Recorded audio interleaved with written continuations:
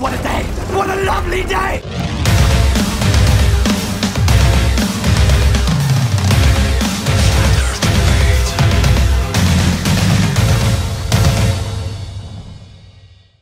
Welcome to Flat Earth Debate Live.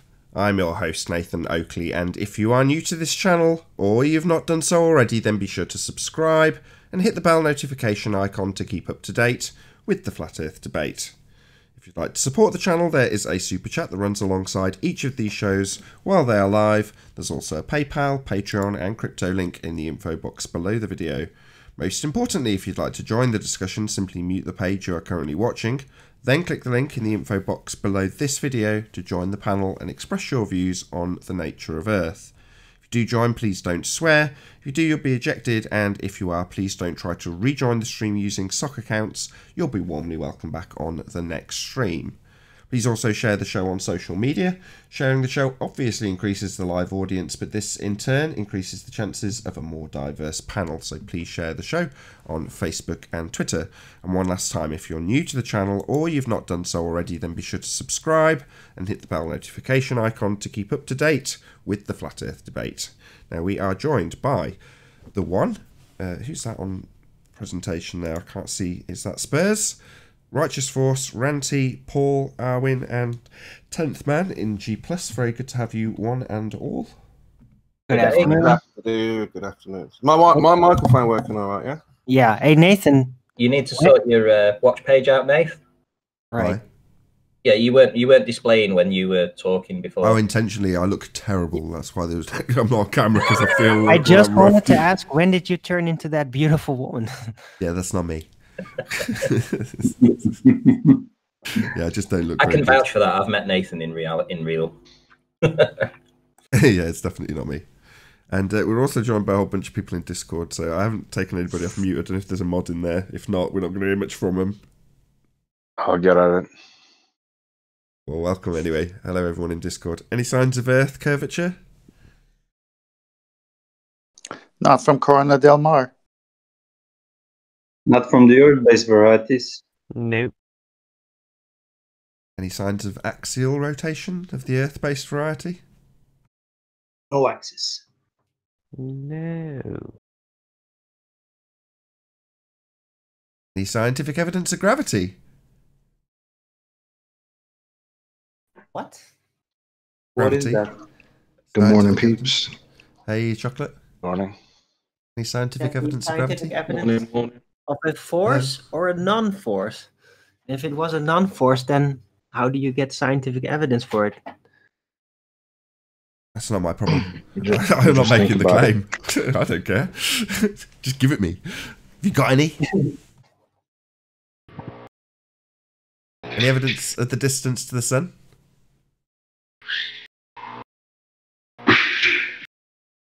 Prove it's something you can actually have a distance to. Actual distance, that is. I think they're working on it. Or somebody else. Did you want to add something, Buster, or just your background noise? Oh, no thanks. Try and get yourself on mute. We can just hear your background noise. Thanks. Sorry. That's okay. Any evidence of the distance to the sun?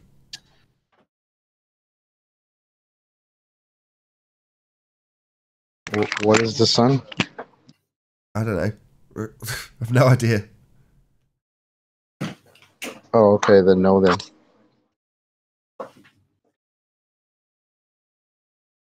No? I thought that was going Nope. to generate a bit more interest.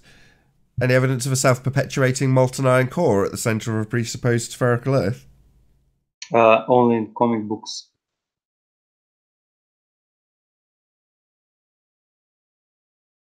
Hey, don't forget encyclopedias. Encyclopedias. Any evidence of the R value, Earth radius? Oh, it's in their model. No, none of that. Any evidence of any viable hypothesis from any of the fields of astronomy, astrophysics, or cosmology? Not by Danny Faulkner. an astronomer who doesn't know what science is. He has had the good graces to seemingly disappear. Hold on, Earth-shaped investigator's flashing away. Go ahead, Earth-shaped investigator. Yeah, moon rocks, right? So we found a moon rock here, and it was from the moon. So the moon came from the Earth when it was hit by something, and it killed the dinosaurs. That's as close as they get to physical evidence. A lovely story. Right, the petrified wood, right? And how did So they are you prove saying that? that the petrified wood came their from method? Earth? No, Then no. it was Oh, on the moon, and then they took Yeah, it back because from the moon to Earth. No, they verified it by comparing it to the ones that they know fell from the moon that are in Antarctica. So, yeah. Hmm. It's not like they could have come from How do they prove that? Well, because you couldn't have the moon rocks that come from the moon be the same as the moon rocks that are on Earth, because obviously the moon rocks that are on Earth have come from the moon, and we know they have. Therefore, the fact that they're the same as the moon rocks we know have come from the moon means the ones that came from the moon that they said came from the moon came from the moon. It's not circular reasoning or anything. So can we conclude from this that the moon is on Earth? No, just that you can find moon rocks lying around to compare if you want to compare what a moon rock's like. You know, occasionally moon rocks come our way, and therefore we can compare what moon rocks should be like, and we know because we've got them on Earth. It doesn't mean that they've come from Earth, it just means that we can verify what they say moon rocks are based on what the moon rocks on Earth are like, obviously. And we knew what moon rocks were like before we went to the moon. Yeah, because the ones on Earth. Well, maybe some of the gravity from Earth pulled on the moon, and then rocks got transferred from the moon to Earth over the course of history. You know? If the moon pulled from the water for Every the tide, bacteria then and all that. maybe the other way around pulled some rocks from the surface of the moon back to Earth. Yeah, That but would make sense. if the moon is a broken off piece of Earth, then the moon is Earth. So the moon rock is actually Earth rock. The petrified wood is just an old tree. I really like their origin story for the moon. With Thea coming in and smashing into Earth at a glancing blow. The remnants coalescing into what we now see as the moon. Depositing its molten iron core as it smashes into Earth. It's all incredible stuff. But does the moon then have some kind of molten iron core? Because if it was a smashed piece of the Earth partially forming, then how would it settle as a ball of dust like that? No. Just, without you any don't understand. fluidity inside? Wouldn't Well, it just be a broken off piece of Earth and always look like that?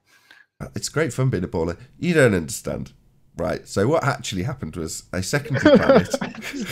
A secondary planet. Right, once upon a time, in a galaxy not so far away, this planet's on a similar orbit, presupposed around Sun, that we see going over our heads here from Earth. Now, that planet is just so happens to be on a terrible, terrible path in its life, because eventually it's going to smash into Earth. And when it does, it smashes into it at such an angle that it doesn't only hit Earth and not destroy it and destroy itself, but it also deposits its molten iron core. So essentially, the reason we've got this oversized, not yet cooled down in the mathematics of their very long time period, molten iron core, the reason we've got that is because we've got two. Got like a twofer. One from another planet that smashed into us, and all of the leftovers, the crap, just kind of whirled around and then coalesced to make the moon. It all makes perfect sense. So one planet basically impregnated the other. Yeah. Kind of thing. It basically shit its molten iron core into ours, and then the leftovers became the moon. It's a wonderful, wonderful story. And So we know Mother it Earth is because they made it pregnant. all up themselves. I got a question for you, Nathan. How do you science the past? Can you help me out? That sounds like a good story, but it doesn't sound like science. Oh, to me. sorry. That's very easy to do. My bad. I should have clarified that at the beginning of my story. Okay, children. Now it's time for some science. So there's this planet called Thea. There you go. Is that better? But so how did you science this planet? Come on, I you're still, I don't get just it. added the word science on it. If I can take that as far as you like. If you want, I can put together some consensus and call that science, or I can write it in a book with science on the title and call it science that way. But that's basically all I'm going to do. Yeah, I'm going to tell the same story, but just say science along the way. But my 5th grade class said that's not science. You have to have an experiment, something about a hypothesis, independent and dependent variable. No, Paul. You just have to say. It's inconsistent. You just have to say scientists say XYZ. So scientists say the moon came from this. Scientists say 5 billion years or 5 trillion years. That's all you need to say nowadays. Scientists say. Scientists believe in climate change. Most scientists believe, blah, blah, blah, on and on. So why doesn't anybody ask, what was the last scientific experiment these scientists that say these things have done? You guys, I've got to stop you, right? You clearly haven't had science dumbed down in the correct way. Now, I recommend you all go and speak to a complete retard called Mick West, who will obfuscate the point about actual science and delude you into believing that pseudoscience is worthy of dumbing down and calling science. So just go and speak to Mick West. He'll put you in the right direction, and at the end of your time with him, you will believe that complete pseudoscience bullshit made-up stories and mathematics are in fact cause and effect reasoning based on hypothesis. So, you know, I'm just going to blur those lines for the rest of this show because I'm ill. And it's good fun being a baller. So that's... Wait, Mick West is awesome because he says you don't need variables and things like that to conduct an experiment. It's a chocolate's got it. You see? You see? You just need to speak to Mick West and your 5th grade nonsense. That can be, you know, kicked out the door without any problem at all. See? I'm already on the right track with Mick West. He's saying you don't even need variables, Paul. Well, wait a minute, though. He did prove that gas does expand into the void, didn't he? I saw this simulator that proved that. Yeah, so we should go to him. Yeah, we should. Not all sources are always right. He's only 99% right. And, you know, I know his simulator says the gas would fill the space, but not everyone's always right all the time, are they? So, you know, that simulator doesn't mean anything. That was that 1%. Yeah, that's 1% wrong. The gas wouldn't fill the space, Paul. So no. Hang on, he's only 99% right. Does that mean he can sort of like wiggle it a little bit, include a bit of extra refraction so he gets 100% right? Let's just move past this, eh?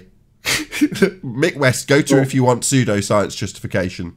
Beyond that, I don't endorse him. So based on the physical law of ideal Mick-Westian gas, I can make correlations and I can call it science. Yeah, that's more like it. Yeah, I like that too. So I will draw a correlation between things that I've seen or modelled and say that's reality. And I'll call it science, and therefore it's science. This is really perfectly reasonable. I'm sure you'll all agree. Because correlation is causation. Exactly. Yay. See, chocolate's getting it. Chocolate's on form. Wow.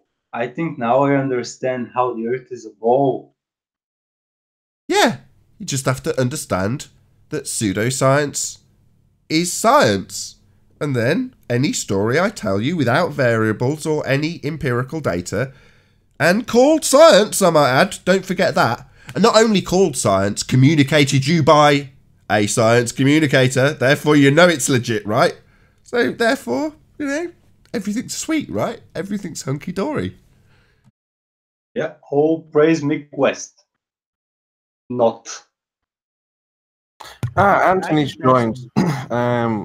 Rantis here, Nathan's here. So, can you share my screen there, Nathan? There's just one more housekeeping question, coincidentally, as you're on the mic, Spurs. Any evidence you can have gas pressure without a container?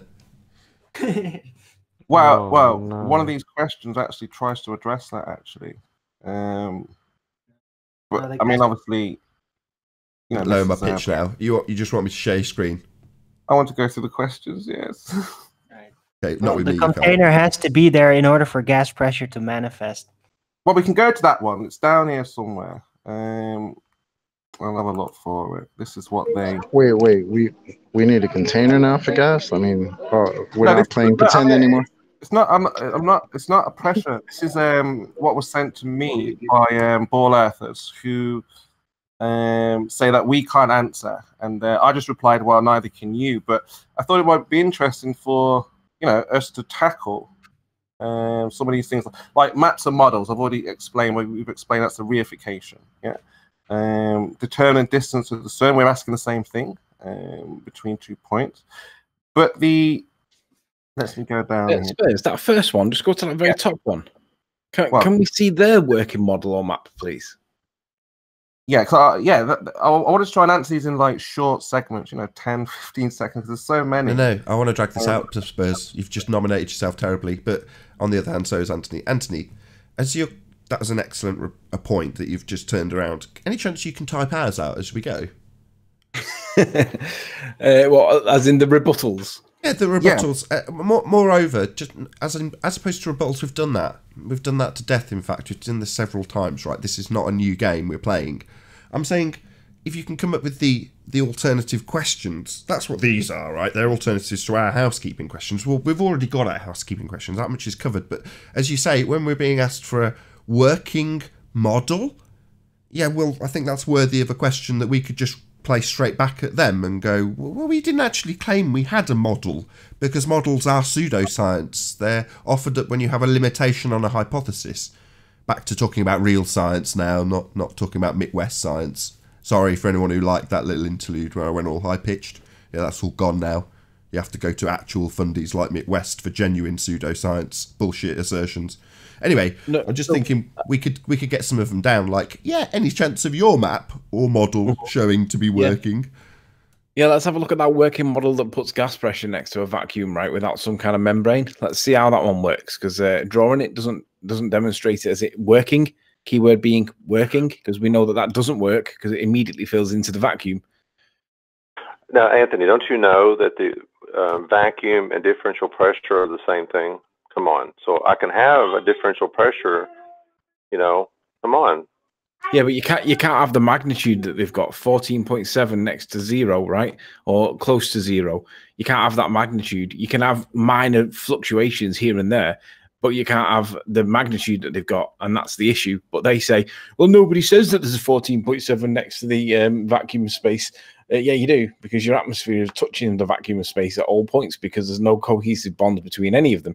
But they just ignore that, and I'm like, oh, this is just ridiculous. So I hate this topic. They're just so dishonest. I said to George, we all know George, what's your explanation for Venus's phases? And he puts it down to the Earth's tilt. Again, they are it's hilarious. I went through them with them, and everything was just a presupposition. They were like, well, the Earth does this, the Earth does that, without even demonstrating, you know, the prior. Yeah, but did they say science?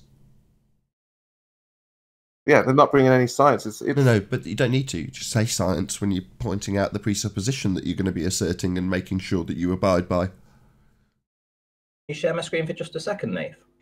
Well, hold on. Spurs is right in the middle of something. yeah, I can, but just not this second. Sorry, it's about this one point, that's all. Oh, sorry, my bad. I'll take it all back round to yes. Of course you can. Go ahead, you're on screen. Right, no worries. Because they said, have you got a working model? Well, the only person to ever try and circumnavigate Antarctica was Captain Cook back in the 1700s. Now, I've put a little line around here as to the circumference of Antarctica. Today, it reads about 11,000 miles. Back then, it was supposed to be 12,000 miles. Well, guess what? Captain Cook, he tried to circumnavigate this region here, and he traveled 60,000 miles. And he still didn't get around Antarctica. So when they can come back and tell us how that is possible on a globe Earth like this, then they can have a working model. Okay. So, have you verified I want to this? add something to that model as well. I know your point was about models. Just one sec. How do you know that about Captain Cook? It's down in his diaries, isn't it? So from Cook's diaries? Yeah. Okay. No relation, by the way. No relation. No relation. I mean, it's dead interesting. When you ask, and if you to get a ball. Sorry, I'm really sorry, Spurs. Go ahead. Was that someone from Discord? I think it might have been Babs. Yeah. Go ahead, Babs. Yeah, it was me. I also wanted to point out on the Glober model, the water is painted on to the ball. They can never show you like real water sticking to a ball. It's always painted on. Yeah, it is. We saw a massive one at the Space Center in wherever the hell it is. And yeah, it's just painted on. You're not ever going to show water sticking to a ball. You're never going to show... Yeah, show me a model of a gas pressure gradient in a vacuum. Show me that modelled. Okay, so I mean, I'm not trying... what I'm trying to say, let's say we know the Earth is flat. We agree. These questions, Nathan, Ranty, Anthony, Arwin, and Righteous, Paul, Chocolate... the one! Oh my God! One. Yes, the one. Yes, I'll just see that. So, do we want to answer these questions on a flat Earth? Let's just say for education purposes. Let's just say for knowledge purposes. Do we want to know what powers the stars and the sun? Do we want to know the distance? Do we want to know why these things happen? Or are we just like... No, we just want proof of curvature. That's it. Give us proof of curvature. That's it. Nothing more. Can't be that difficult. No, but I'm just saying in terms of, as flat earthers, would we ask these questions generally? Oh, did you see that there? Just scroll back up a bit, Spurs. Or down, whichever way you were just at before. Where is it? Up a bit, yeah? Stop. Mm-hmm. It says, no idea why the Humber Bridge, the Varanazzo Narrows Bridge, are built to account for Earth's curvature. I'd love to see the evidence to support that assertion. This is nonsense. It is. It's I mean, like, again, if you get any baller to answer these, they'll just presuppose, their entire answer. Yeah, no explanation as to why the sun's ground speed at June and December solstices are equal. Yeah, there is. Just because they're ignorant and don't understand it or know it doesn't mean that there is none. There is. It's called the ecliptic plane of the sun. That it moves around an ecliptic path. Whose questions are these? Where have these come from? So on one of my videos, he wrote all this out. I couldn't believe it. Yeah, left a comment on one of my videos. Who? Oh, and about the maps. The maps, all maps are flat Earth maps, by the way. Yeah, all maps are flat Earth maps. Yeah, from Land Navigation Guide, the Military Grid Reference System is a geographic coordinate system that comes from the Universal Transverse Mercator Grid System, which is based on a flat world, not a sphere. It's in live stream and in Master B's. What's this all about? There's no point in doing this because they'll just ignore and deny everything that we say anyway. So there really is no point. I agree. I mean, I've spoke to George, and then when I realised, I was like, I know what they're going to say. They should say this is all nonsense. Like the way George was answering, he says, "Oh, the Earth is tilted." Like, I'm George. How do you know the Earth is tilted? Oh, that's just what they presuppose. When they say it's tilted, you mean 66.6 degrees off horizontal? Yeah, that's how we explain the phases of Venus or something like this. We're bowing to the sun. No, they want no. They said, how is that possible? Why millions? This is one that I think really bugs them. Is why people would lie, keep it a lie. Nations, they think somebody would whistleblow at some point. Well, there are whistleblowers, but they get look at who's that whistleblower that was I can't even think of his name now. The one that Bob Nodell refers to. Not Lydia van der Slooten, the bloke. I can't remember his name now. He was a whistleblower, and he ruined Edward Snowden. The guy that was studying the sun. Oh, I don't know. Somebody was studying the sun, and I can't remember his name now, but he started saying things that they didn't like. And right, Cox. Yeah, something Cox. No. I'll tell you in a second. While you're trying to remember the name, I'll shout out a few super chats. So shout out to Michael Miyashiro. Get that right, sorry. Arwin has Twitter nightmares, including everything else limiting him saying many, many words. Okay, thank you. don't understand. But thank you very much for the super chat, Michael. Really appreciate your support. Also, shout out to Rakia Life, who says, now I understand why my parents said they had to walk uphill both ways to school. Earth curve. Right. Shout out to Rakia Life. Thank you very much for the super chat. And also, Earth is seriously flat. Thank you for destroying the globe zombie animal mind. Really appreciate it. Thank you very much for all the super chats. From Zach in the chat, he says, is it Eric Dollard? Yes, Dollard. Yes, this guy. So there are scientists that have been whistleblower and they've had their whole careers ruined. There's also people that have not whistleblowed but have been backpedaling against the official position and ended up accidentally getting killed in a light aircraft accident. And they all seem to, they're really unreliable, these light aircrafts, aren't they? They say it's the most reliable form of transport, but a lot of certain types of people always seem to die in them. It's bizarre. And like people who got the cure for cancer just suddenly die. Yeah, and if you have certain types of semi-transistors, and you end up on a plane with a lot of other people with all the same common interest, that guess what's going to happen to that plane? Yep, suddenly crash.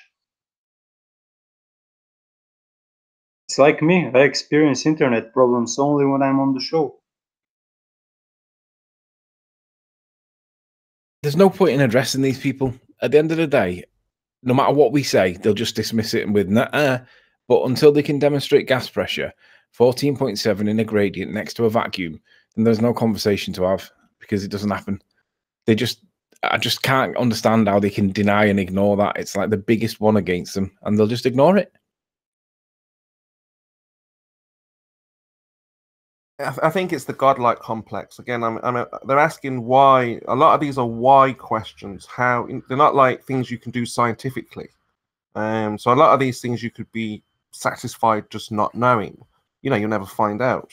You're not going to lose sleep over it. But they seem to be desperate to figure out, where we are, who we are, and why we're here. So I think that's the problem. It's that complex, that egotistical. I want to know everything. I will know everything. I think that's what's stopping them. That ballers don't want to know that. Hold on, can I just give kudos? No, they don't. Kudos, hold on. Kudos, did you just say it's not a how-why question, it's outside the purview of science? Albeit with a little peppering of finesse of language from me, but is that pretty much what you just said, Spurs? Yeah, they're trying to answer why questions and not like science. These are all philosophy. They're all just saying, well, why is this? Why is that? And how would you test these things that they're asking? It's a proud day for me, Spurs. That's what they're asking. That's what we're asking. That's what we're looking at here. My point was why questions outside the limitations, if you will, of science. You're trying to establish cause and effect relationships with science. That's what it's for. Not answer how-why questions. But just nice to hear you say how-why questions are cause and effect questions. Say again? How-why questions why some spots rotate in opposite directions? What is question? Kudos retracted. I blame me being ill. Why? Yeah, what is questions are outside the remit of science. Science answers why. No, kudos has been retracted. Let's move past this quickly, Spurs. It's looked bad on you and me. It's what is, not how, why. Odd. Go on, QE. Depends on what the why question is. Give us an example. So they're asking, why are they lying? Can science answer why are these people lying? Number one, science doesn't answer. It doesn't have lips or vocal cords, right? Why do people do things?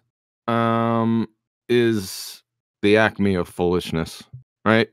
Because he asked, why? He says, why physicists working on LIGO, the gravity wave detector, were awarded the Nobel Prize in Physics. He's asking why. Because they're not physicists, for one. I'll show my LIGO.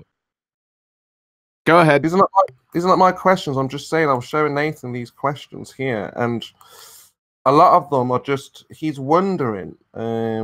Oh, someone confused. Just ask the questions, not the color commentary with them. We had the first question, right? Models or working models or maps. Number one, models are reification fallacies. There's no such thing as a working model in science. Number two, maps. All maps are flat Earth maps. Next question.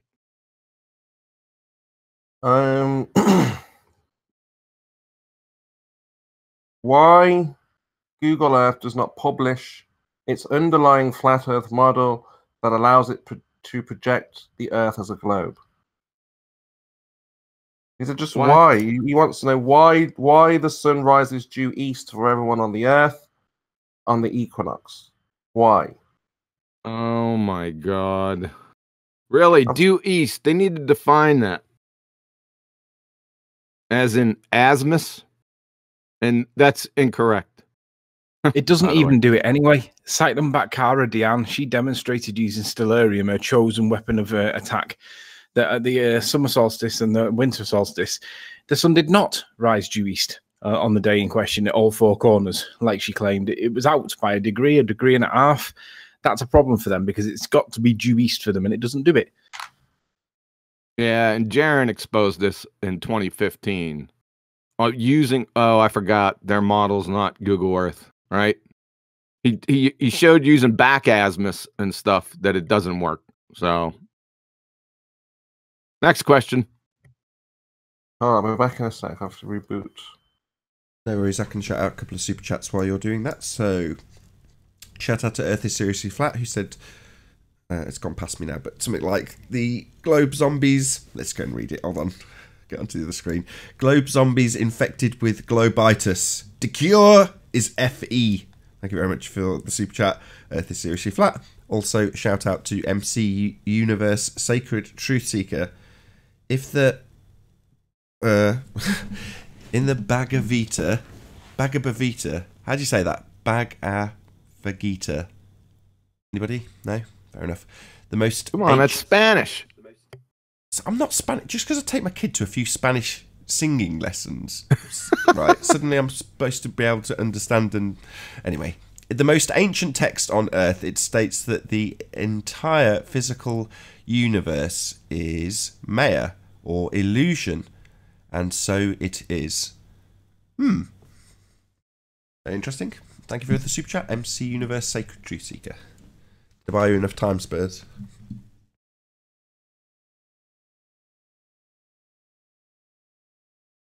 No, clearly not.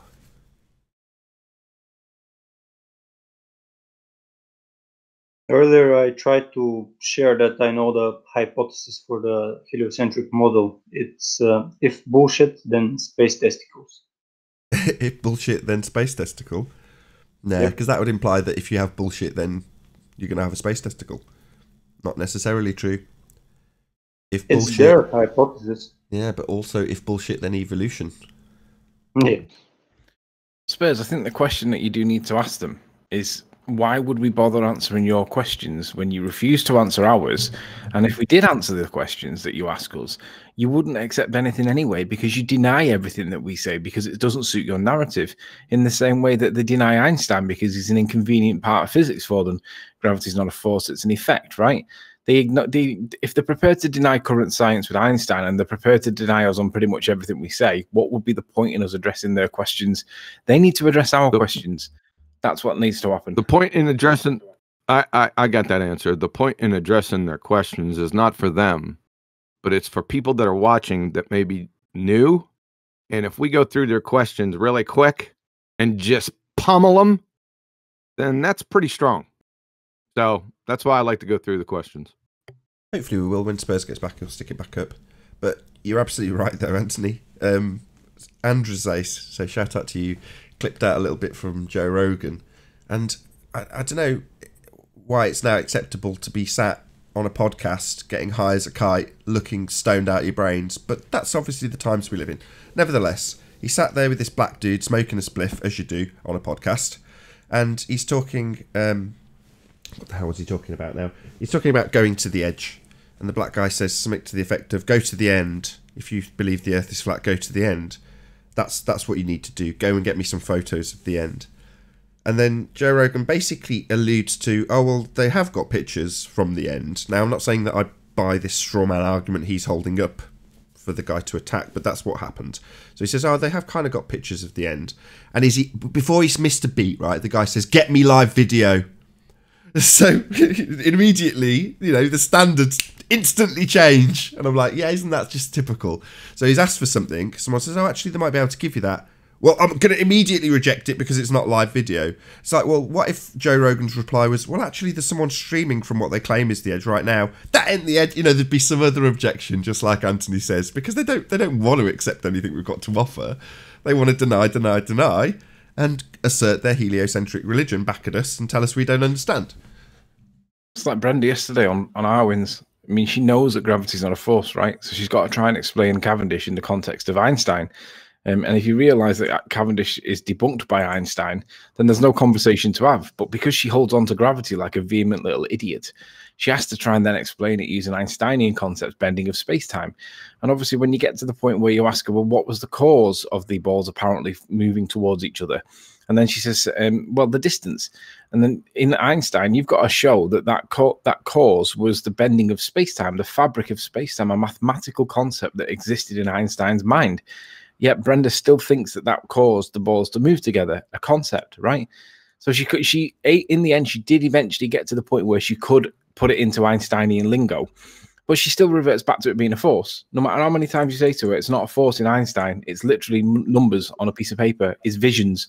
She just doesn't understand it. And I'm like, this is just ridiculous. There's no point conversing with them if they just deny everything that is about their model. Like, gravity doesn't do anything. It's just what you think you're looking at, and you think there's a phenomena there, but there isn't. But you think it is because you're seeing it on such a small scale, but there's nothing there. It's silly. It's feeble minds. That's all it is. Feeble minds that have been indoctrinated from birth, and they can't get out of that. They're too far down the well. They're not able to think on their own. They need to be told what to think, how to think, when to think, and that's all they are. Shout out to Earth is Seriously Flat, who says, Bible predicted end of de-spinning balls church. Thanks for the super chat, Earth is Seriously Flat. Nathan, did Joe Rogan talk about the Antarctica Treaty? I don't know. It's a 20-second clip trimmed out by Andrew, so I don't actually watch Joe Rogan. Okay, so can we just clarify this why in science? Does science answer why, John? Because I wasn't quite sure. You're saying it depends. Can you give an example of when science answers why? I went off for a coffee. I'm sure he answered this already, didn't he? Oh, no, because I just had to reboot, you see. Sorry. Did he give an example? Sorry, I'm back. Can we get back to your list, Spurs? Yeah, let me put that back up. While you're loading that up, it's not answering what's and is's, it's answering how's and why's, even though I got that wrong earlier. I'm blaming my illness. Remember, I said it depends on what type of why question it is, right? Right. That's why I thought. That's why I said I thought you answered it already, but maybe Spurs was rebooting when you said that. Okay, Spurs. Yeah, depends on the why. No, he wasn't rebooting. He heard my answer. No, I had to reboot. I just came up. I just called back. Right, I've got you presented against Spurs. Next question. Okay, so why the ancient Greeks, such as Pythagoras, Aristotle, Eratosthenes, and Aristarchus, believed the Earth was a sphere? Why? Who cares? Who cares what they believe? Number one. And Eratosthenes, we already train wrecked him. He's done. The ancient. Who cares what people believe? It's what they can demonstrate or scientifically validate. Next question. Okay. Or I'm sorry for hogging the mic. Go ahead. I'm sure some people have other things. Go ahead. Sorry about that. Yeah, I mean, this is for everyone. I mean, if it's just Spurs, let me say, obviously you weren't here when I said my answer. And what would be the point in us answering the questions that they're putting to us when they deny everything that we say in anyway? They dismiss everything that we say anyway. They ignore their own current science anyway in terms of Einstein. And they'll move the goalposts on us the minute we start giving them explanation. Nathan, do you want to tell them what happened with Joe Rogan? John already answered that question, Anthony. He said that it's for the audience and the new members that are listening. If they see all these questions getting pummeled, that's devastating. And that's good for us. That's what I was thinking, to answer them and show the ball earthers, look, this is what you believe and what's stopping you from seeing reality, right? It's well, we can answer it for our own shits and giggles, but I don't think we should answer it for their purposes, Spurs. I think you should tell them to get lost, because they'll just dismiss it and deny it anyway, because they don't even support their own model. Einstein's their own model for gravity, and they don't even push that. They still go back to Newtonian. Well, what chance have you got of us explaining anything to them that they accept if they don't even accept Einstein? No, I agree. I mean, it's not per se for George. George will never change his mind. Rumpus will never change his mind. But, you know, there is, hundreds of people who kind of look to George, who look to Rumpus, and if these questions are what they believe and John breaks them down, then it kind of, sways them, and they see that, well, it's just a belief. We've already been through, look, believed. He believed the Earth was a sphere, you see? He didn't know it was. Let's move on to the next one. Imagine looking to George for guidance. Somebody who shaves live on a hangout because he can't answer questions about Coriolis. It's ridiculous. I just want to echo Sleeping Warrior's sentiments, though, Spurs. What he's saying is, if this was a comment, let's phrase it in that setting, if this was a comment, there'd be no point at all responding to the person, because they're going to ignore everything you say. In this setting, totally different scenario, we can rattle our way through them and address each and every one of them, and that's part of the show, and it just demonstrates that there's none of these questions are going to leave us flustered in the slightest. Quite the contrary, it's leaving Anthony, whereas he's saying, I don't have to answer any of this nonsense, I've done it all before. But in the context of if it was just a comment going out to what, we got 300 people watching, it's a different tale, right? Yeah, that's what I was thinking. Yeah, so I get what Anthony's saying. There's no point kind of answering for the guy, but I've brought them to, like, hey, look, this is what they think. Let's go through them for the show, kind of thing, right? Right. Let's go with this one. I like this one. The other thing to add, though, Spurs, is, do you remember when I did my own observations and they all said, yeah, go back and get it from the beach, Riley? And when I went back to get it from the beach, they just completely ignored it and dismissed it. And I'm like, took me ages to get that. I had to go and lie on the wet sand and all that, and you just don't even acknowledge it. And it proves that the Earth can't be a sphere. They're suffering. It is suffering. I mean, again, I was just talking about George's behaviour. My God, can we ever get this next question? Just get on with the question. Just get on with it. Yeah. Okay, so they want to know what P and S shockwaves detected by seismology equipment tells us about the internal structure of the Earth, and dimensions of the surface of the Earth. No, they're wrong all the time. I don't think we should bother answering this.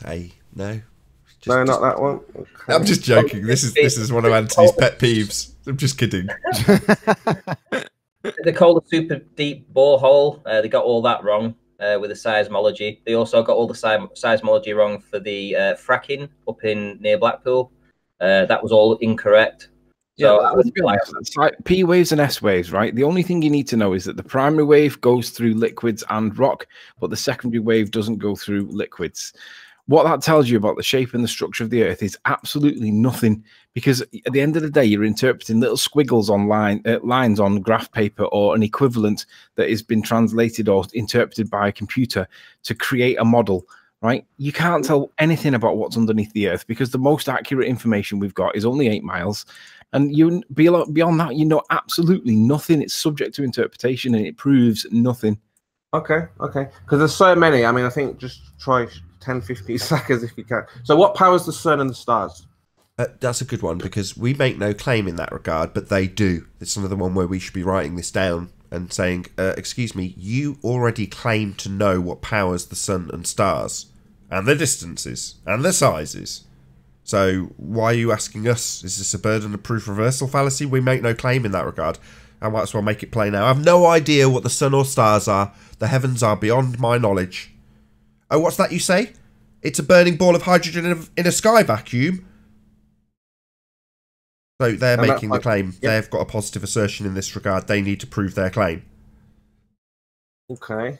I mean, you want to go through more, John? Yes, or... Yeah, not my show. Same thing applies to the next question. No idea of the distance to the stars. Well, not only would I assert that they're making a positive assertion, they're fudging the figures with an R value when they measure the stars. So adjusting the angles, accounting for the Earth curvature when they presuppose it's a sphere. That's what they're doing when they measure the stars.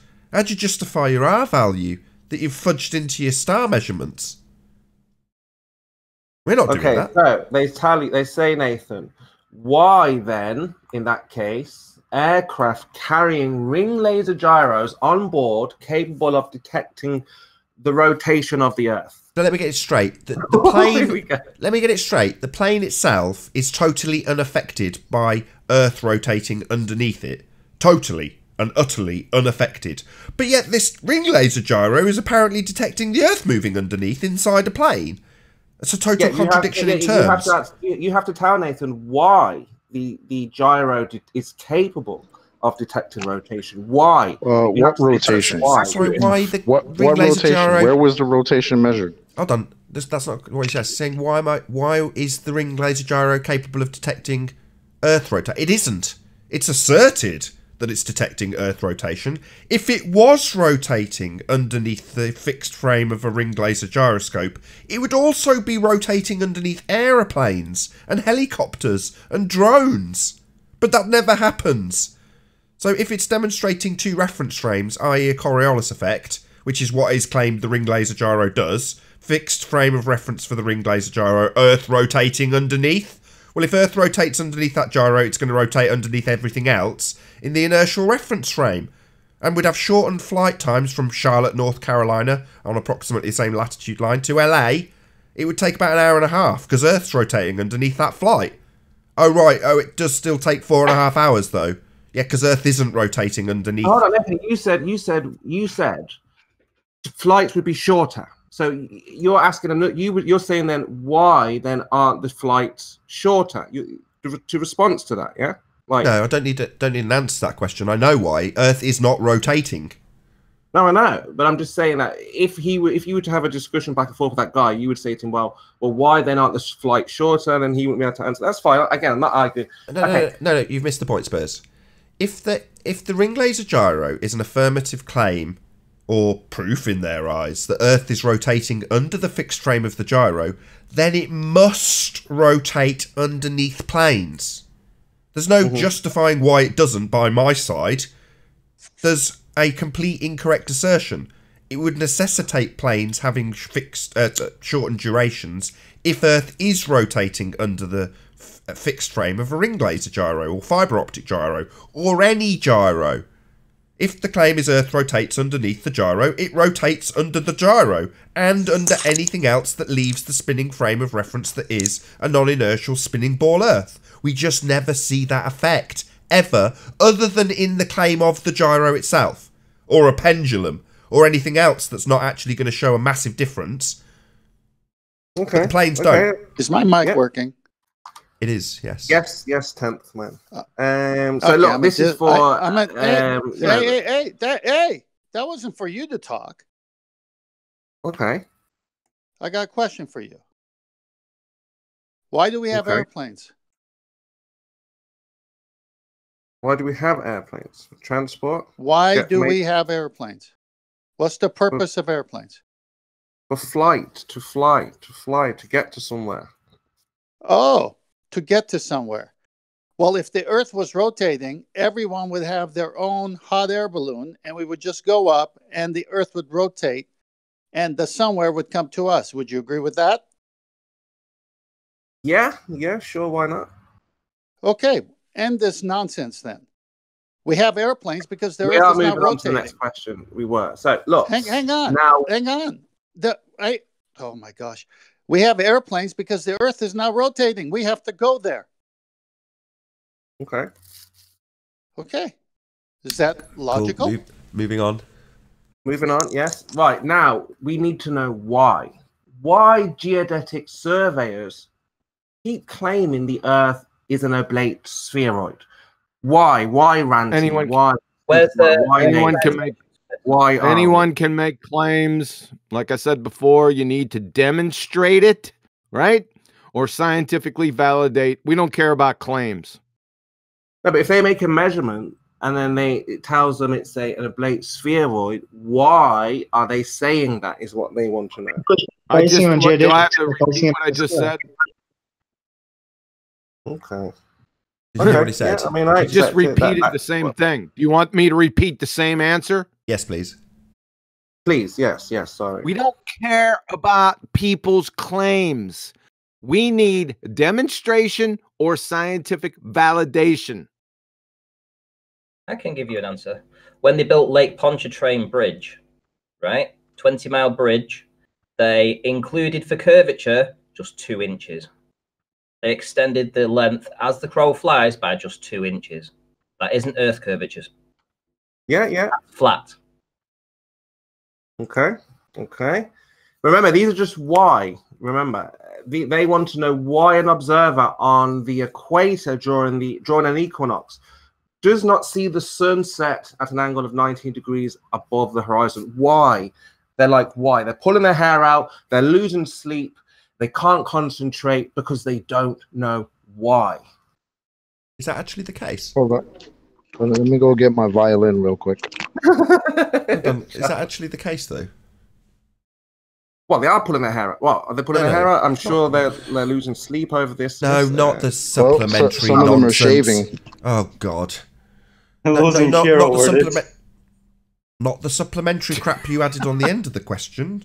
I'm not asking if they're losing sleep when you've got something highlighted.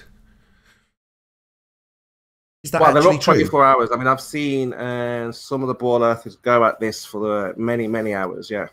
I don't know if you know of Qantas. He's been online for many, many years, constantly online. But yeah. Who?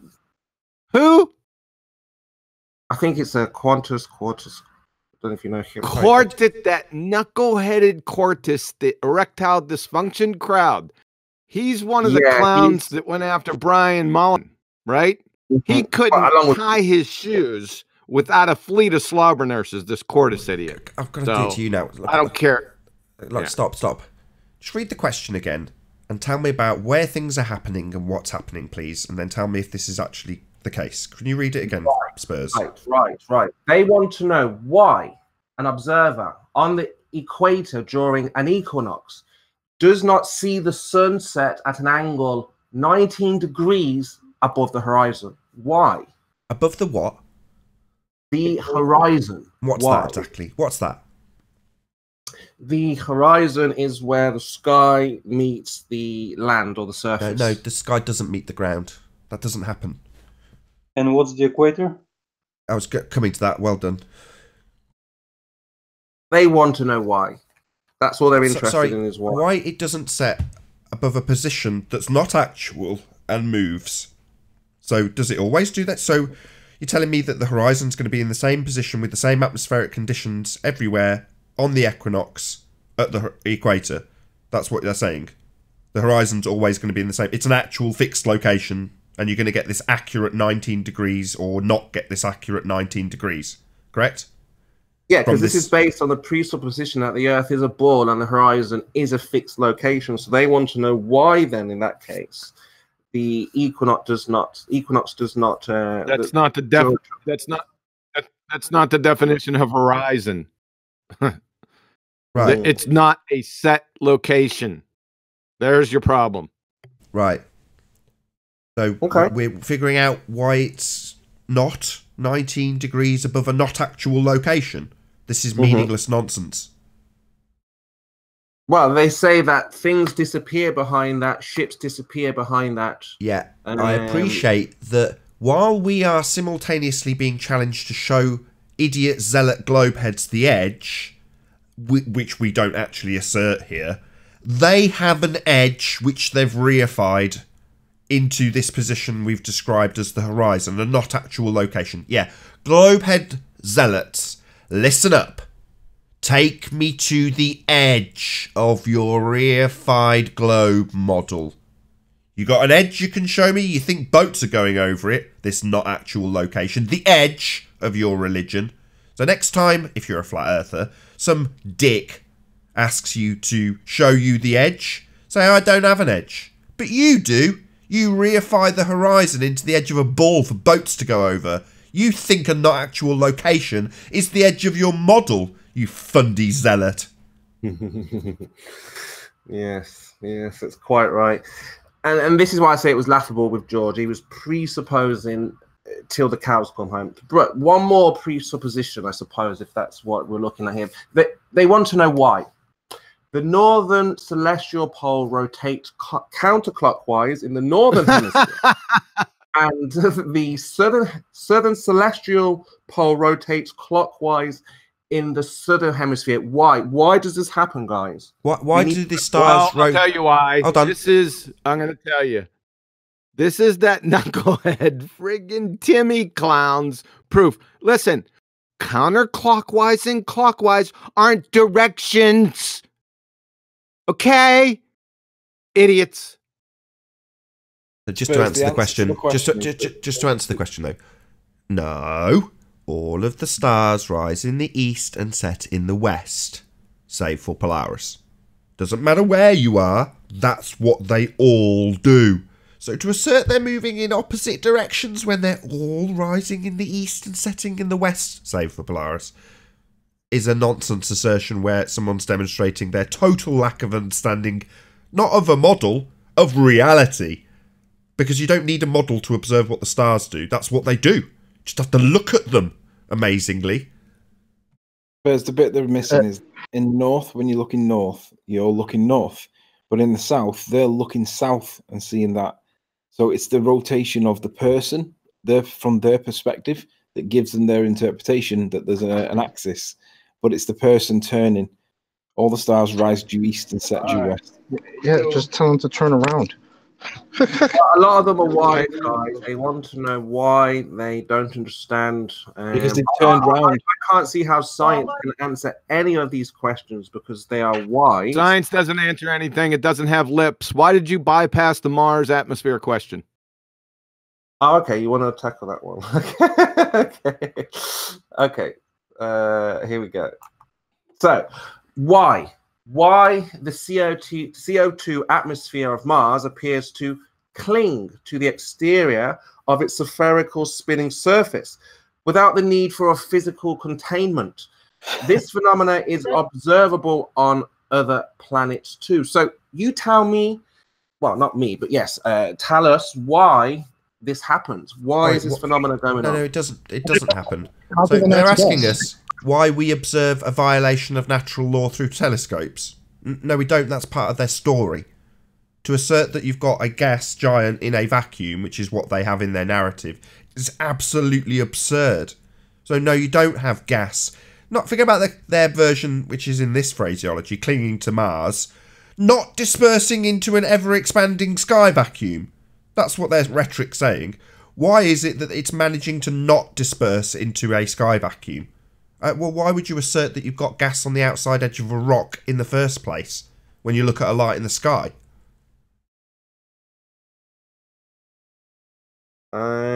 Yeah, I mean, again, I think they would go with something like... just go to the next question. It's over. Okay. It's a second law of thermodynamics violation. Let's put it just bluntly. You only have two choices. Either somebody's lying or the second law of thermodynamics is false. Okay. Your choice. One question before I... So look, I mean, again, a lot of them are just... I don't know if anything that strikes you that you'd really want to... Birds, we're running out of time. Can you just read the next one? That's what I was thinking, yeah. Is there anything that... I mean, have a look here. Okay, so... How is it possible to measure the value of G, the universal gravitational constant, and in doing so, verify the theory of gravity? There is no G. There is no theory of gravity. Next. Burden of proof reversal fallacy, not our problem, their claim. Okay, so they want to know why the sun and the moon do not change in angular size from rising to setting by a factor of 2 to 3. Since they are local to the Earth and no idea why the sun, according to the inverse law of radiation, is not 4 to 9 times brighter at midday than at sunset and sunrise when viewed from Australia. Why does this happen? So why does that make the claim? I got two questions. First, what the hell is the sun? And second, not changing angular size to not actual size? I mean, look, again, they could say just to make their argument. They could say an object. We see an object. We know an object. There's an object that does something. It doesn't change in angular size, right? They want to know why this object doesn't do or act accordingly with everything else that changes in angular size. Yeah, the question they're actually asking is why does the not actual size of the sun not change its not actual size as it moves from its not actual position? That's what they're actually asking. It's absurd. It means they don't understand the difference between actual and angular sizes. With that, I'm going to say if you are watching this on the Nathan Oakley premiering stream, then stay tuned as there will be an after show to follow. Unfortunately, if you're watching this live on the Nathan Oakley 1980 channel, then this is where we bid you farewell. A huge, massive, enormous thank you to all of you who smashed the super chat, including, I think there was one extra at the end from Earth is Seriously Flat. Indeed there was. Thank you very much indeed from Earth is Seriously Flat for smashing the super chat. As I say, stay tuned if you're watching on the premiering stream. I've been Nathan Oakley, and I'll see you all in the next video. Oh, goodness me. I mean, that would be really hard work to be a ball earther and actually have these questions in your mind and try to answer them based on a presupposition. It's just the sun does change in angular size on the globe model. If you're rotating away from the sun, then it is going to change in angular size. Yeah, but it doesn't do it on the... Sorry, it does change in not actual size. That's interesting. Angular size. Yeah, not actual size. Hey, Nathan. Hello. Oh.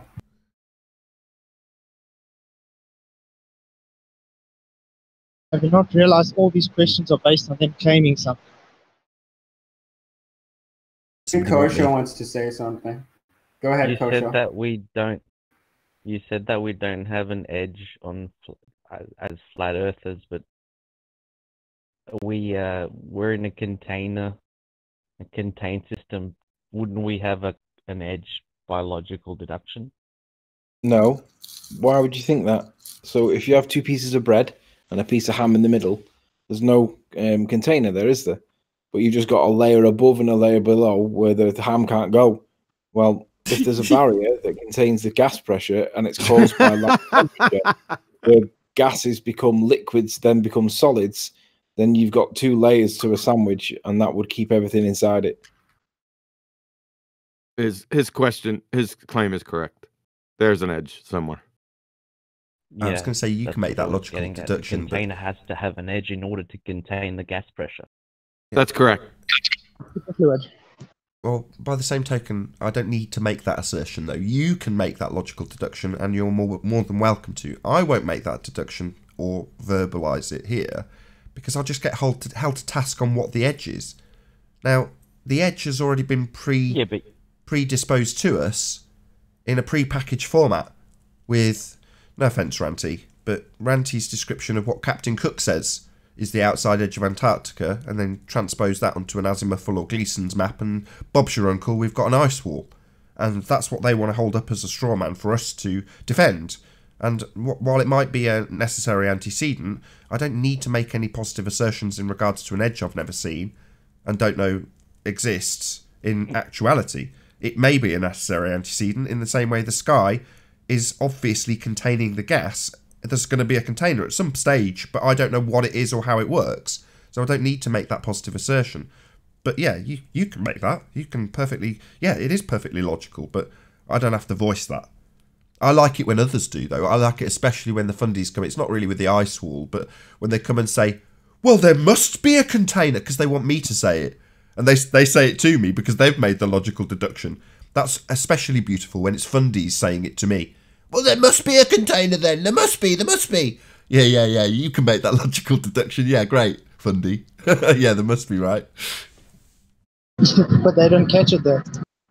No, they don't. Because they're trying so hard to attack a straw man I haven't made that they make it, which is brilliant. But it's not a straw man. It's a necessary antecedent. They just want to attack my version of their straw man, which is a dome.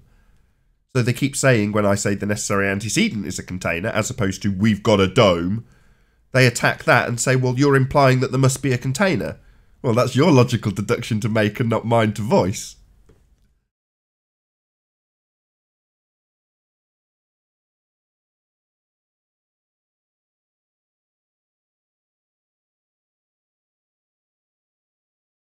That's fair enough.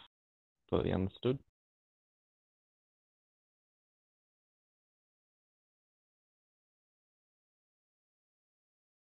So Brenda claims dictionaries are disinformation now. Brenda claims what?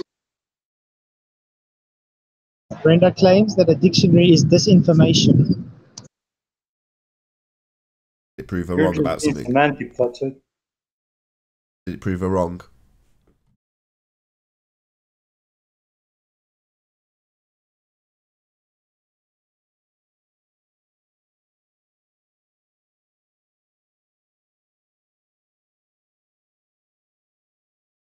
You might need to give us a bit more info because you've just caused complete silence there, Flatzoid. Ah, sorry, it's just I'm walking across the road.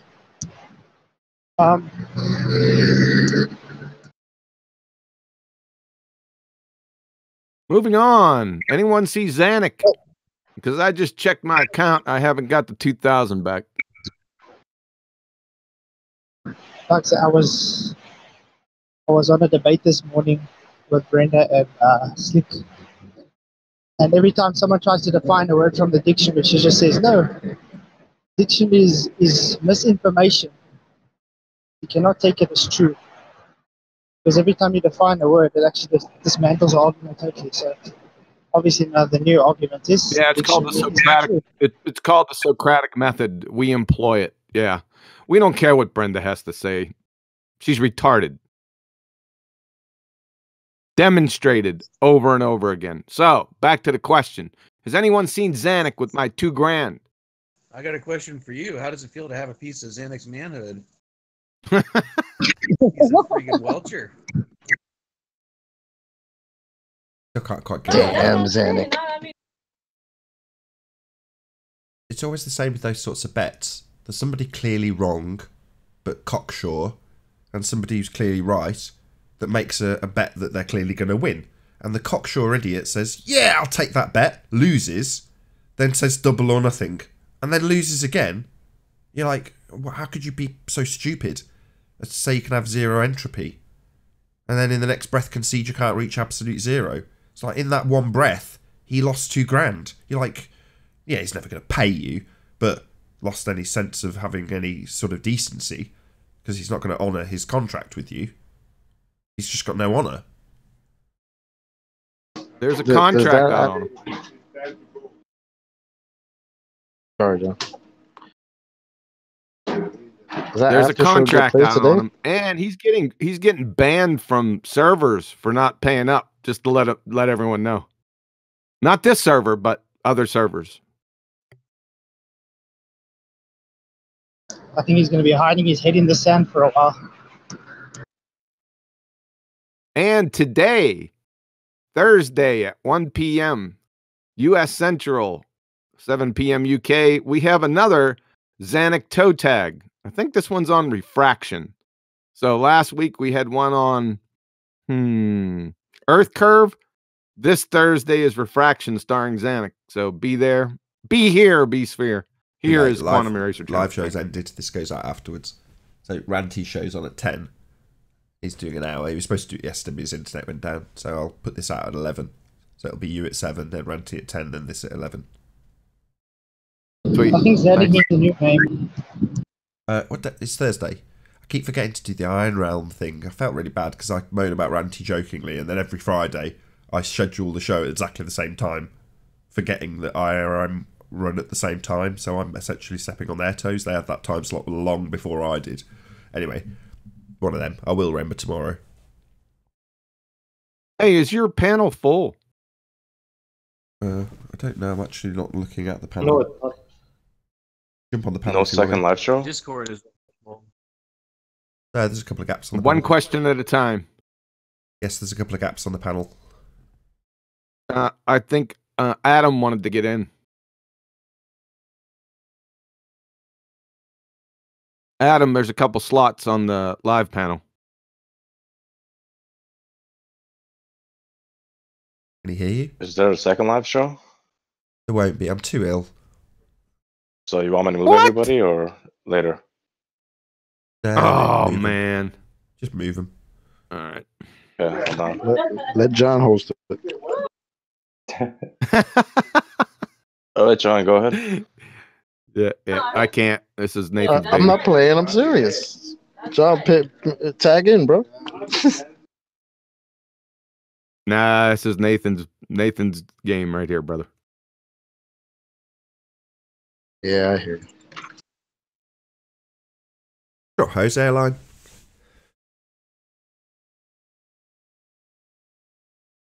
What did you say, Nathan? I said just drop Jose a line. He likes ripping me off. That's what I thought you said.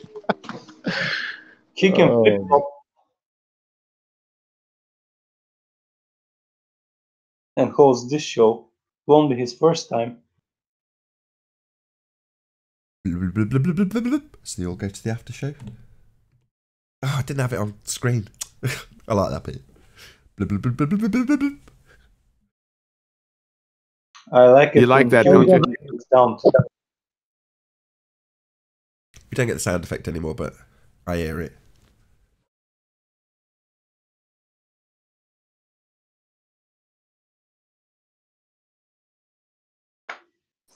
Where's Rumpus? He was chatting away.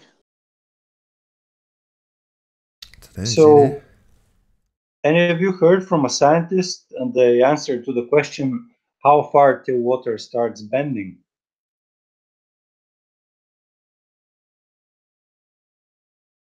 I don't think scientists actually claim that.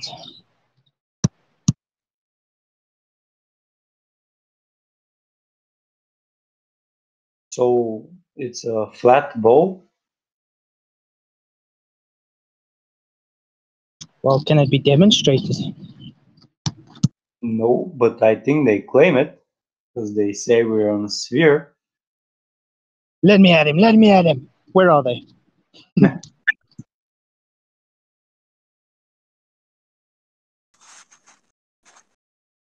was interesting that James left Master B today. John, what did you do for James? He doesn't like you.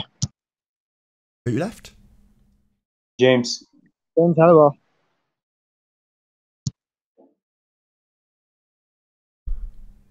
I don't think I know who that is. Jimbo? Not sure what that means. Hey, Adam. But, afternoon, guys. Hey, Adam.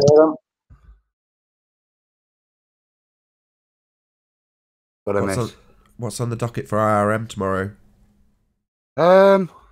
Travis. Oh, you got Plain Truth on?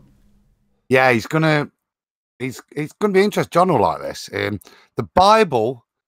We've got a few bits and bobs, but Travis wants to address some critiquing he's received. It was quite an interesting topic. He was just explaining his point of view last night, so I won't go into too much detail. But the Bible is not a flat Earth book. Travis who? Travis is the plain truth. Radio. The plain truth. You've accused him. No, I'm not playing his friggin' clown game. You've accused him of half-stepping a few times.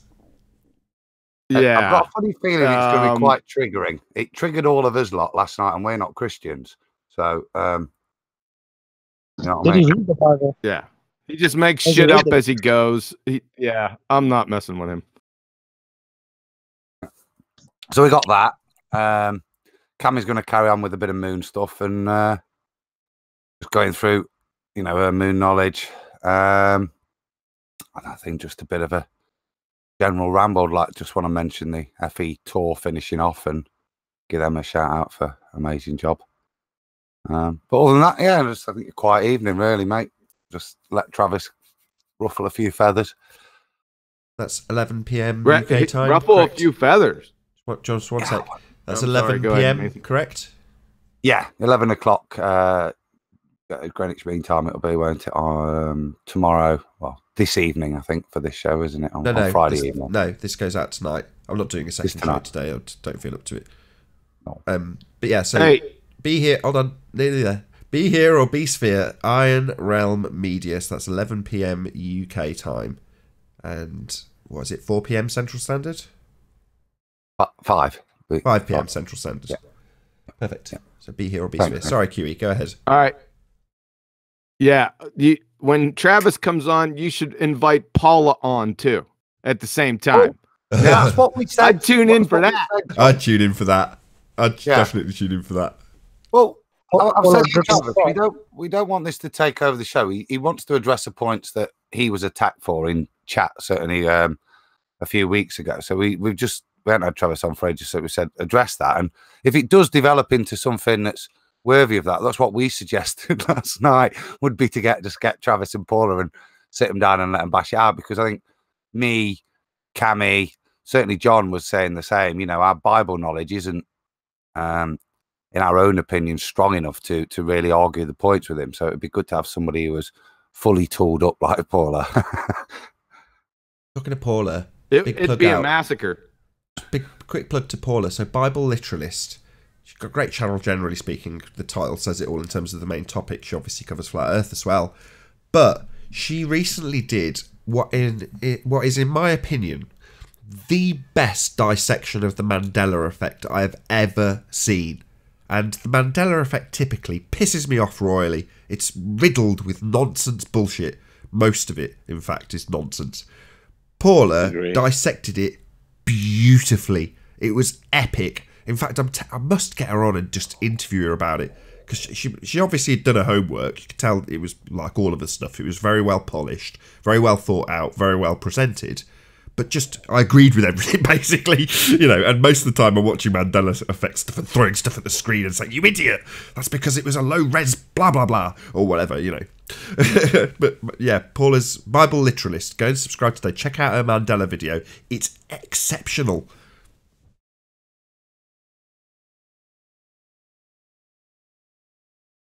Also, Ballbusters.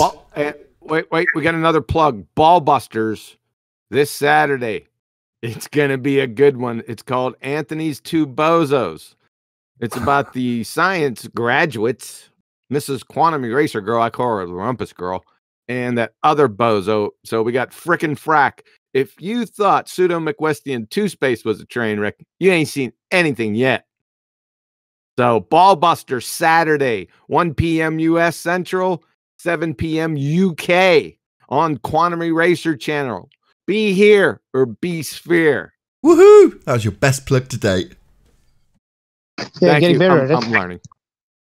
Yeah, very slick there, QA. Getting better, definitely getting better.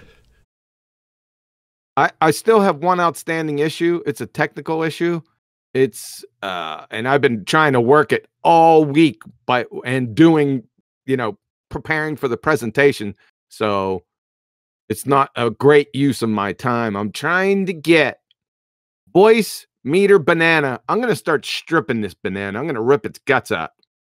Trying to be able to have people in Discord hear my computer sounds. And the written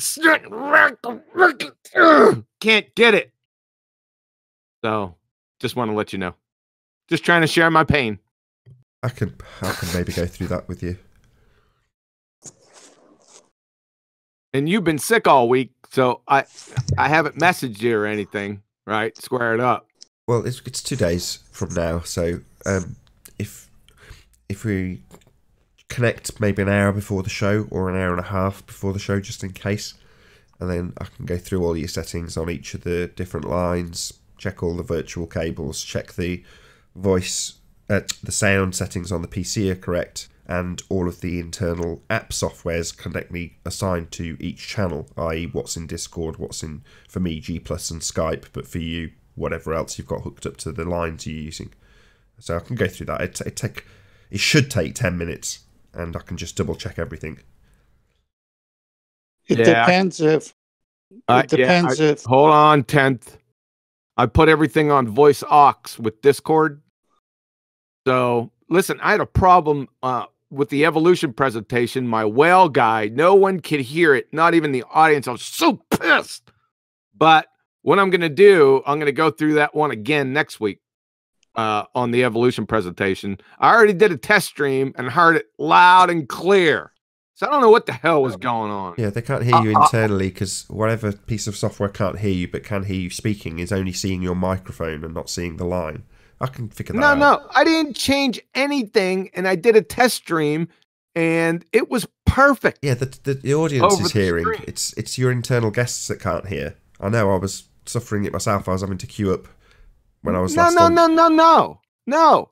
The stream didn't hear the whale guy, Philip Gingrich. I know. I just watched it yesterday. Oh, the stream didn't. Oh, okay. Right, and I did a test stream. I did it all again. Everything was perfect. Now, the only problem I see is I didn't get a Windows update, right? That's the only thing I changed was I got a Windows update and everything was good to go. So that might have been the problem. I'll have a look at it. Like I say, I'll dedicate an hour to it before Ballbusters and hopefully we'll have it all shiny and working. It's real close, Nathan. The only problem I have is, like I said, the people in Discord can't hear my sounds. The stream's fine. That's what I just said. And it just depends on. We just have to define what are computer sounds, because, like we already know, if I play the intro over OBS, we don't hear that, right? Yeah, you're not meant to, though. Right. And I tried to play Audacity. I was using Audacity versus YouTube videos, right? So they are computer sounds, correct? Or are they defined differently? Or are they separate categories?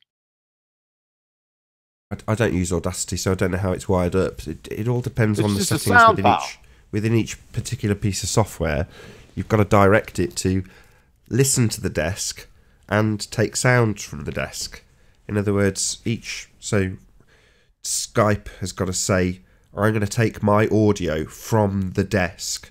Because if it's just taking it from a microphone, your guests will hear you, but then when you play something from your PC, that line's only seeing your mic, whereas it needs to see the desk. Right. That's the ones I changed. I went off of Hangouts. Remember we fixed Hangouts? Because you can hear my Audacity files on my computer's sounds really good on Hangouts. So I changed up everything to image or to it's the same settings in Hangouts, right? So that seemed to work. Skype, I have no problems. I don't even have to share computer sounds. They can all hear my computer sounds. I don't even have to do anything. Skype's good. It's just Discord that's causing that one last problem. And it's Discord resets itself periodically. Discord resets itself periodically, so that's all that is. I'm sure it'll be an easy fix. Anyway, enough boring admin. Yeah, I had to share my pain. I'm sorry. That's okay. Discord. Adam. Discord. Adam. Yes, sir. Hey. Yep. So are you going to have Paula on tomorrow? No, because like I say, it's a little one, but I'd be interested in her feedback. And if you think it's something that's worth a more extended version, because like I say, this Travis is going to show his other bits and bobs, but he did want to address a tirade of stuff he received in chat on this topic. So if it does instigate a bit of debate, then yeah, I think it'll be something that'd be worth.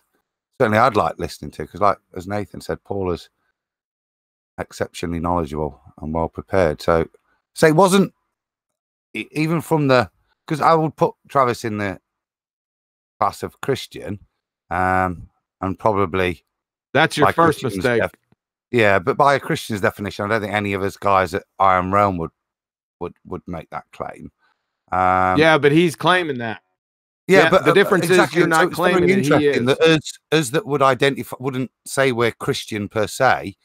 We're actually probably more in defense of the scriptures than those that weren't. So, yeah, we'll see tomorrow.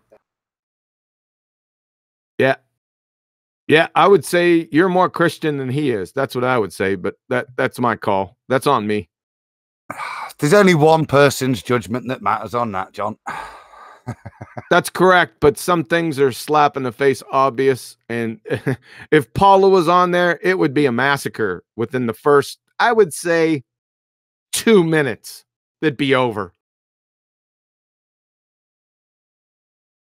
Well, let's see. I'm looking forward to seeing what's said in some detail, because we didn't go through the passages per se, just the overreaching point he wanted to He make. treats scripture as his. He treats. I'll tell you. He treats scripture as his own personal jungle gym. That's what this guy does, and you're going to hear it.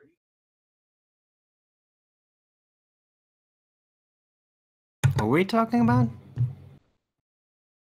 Travis. Oh.